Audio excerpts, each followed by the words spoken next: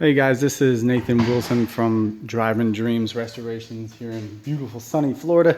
I want to do a quick video. I get the question all the time, hey, I want to restore a Lincoln. I found a project car, or I found one that just a few things don't work. What do you think about this? What should I look for when I go to see the car? This was actually originally going to be a parts car for us. I think I'm going to do some little crazy stuff with it.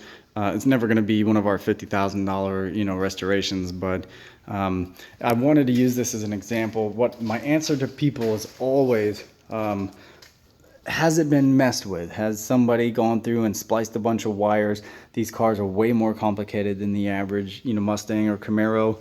And here's what I mean. I try to keep this video real short. This is a disaster. Look at this rat's nest. 65 Mustang has maybe 10 wires make the whole car work. Even the convertibles, same with the Camaros. There's not much to them. You kind of know what you're getting into. This is a Lincoln. Here you go. There are so many wires, so much electronics, so much vacuum lines. I mean, this is just one spot.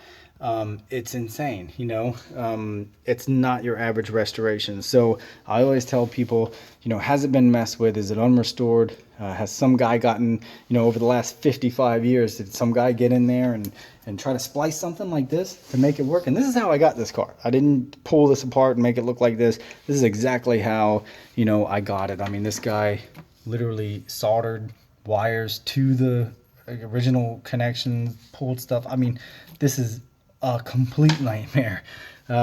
So this is like a really, really drastic version of what you don't want to see. But even if it's one wire way back here up under the dash, or in one of these relays in the pillar that nobody even knows are there, I mean, how would you know without taking all that stuff apart? One little wire that some guy spliced 45 years ago can really just be such a headache for you, and it can, potentially stop you from getting one of these cars restored. So to answer the question that I'm getting asked all the time, what should I look for when I go look at this car? Don't worry how pretty the car is. If the paint's perfect, don't worry about the motor and how smooth it runs. These motors are pretty much bulletproof. And even if the motor was completely bad, that's easy. Swap the motor out, really no big deal. What you need to look for is, does every window work? Does the top work?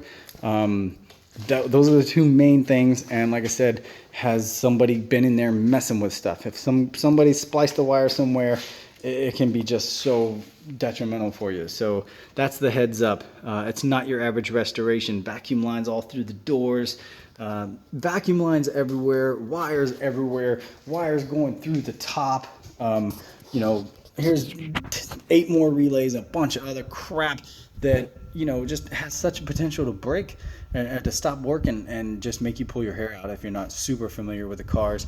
So just a little heads up, guys. This right here is what to look for. But like I said, obviously it's not going to be that bad on your average car.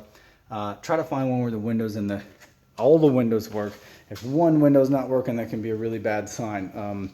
There's 29 switches and relays to make the top go back, and if one doesn't work, the top won't work, or you'll get stuck halfway down at a car show. So just not your average restoration. Just wanted to give you guys that heads up.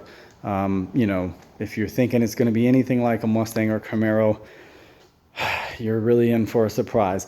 An example is, this little piece of trim here. If this chrome trim that goes over there and looks so pretty, if that's missing, or one little piece of it's missing, you can't buy that. You can't go online to NPD or Mustangs Unlimited and buy all the trim pieces and buy the, everything that you need for this car. You can't buy a fender for it. They don't exist. Nobody makes them aftermarket. So you really can't buy almost anything for this car. You have to have parts cars. We've got about a dozen parts cars, because if you follow our videos, we've restored about 35 of these, I think, so far. And, so we have a bunch of parts cars, and we can go steal a part here and there to make complete cars. But it's just, I don't want to see you get in over your head.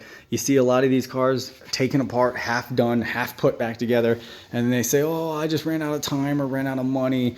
The truth is they couldn't figure it out. It was just too much for them. They were over their head. They didn't realize this was even there. They didn't realize what they were getting into. So just a little quick heads up for you guys. Hopefully you never see anything like that.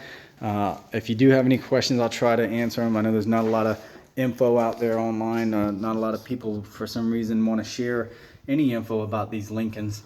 I know them very well. I've been restoring them for many years now. I do nothing but Lincoln Continental convertibles, 61 to 67.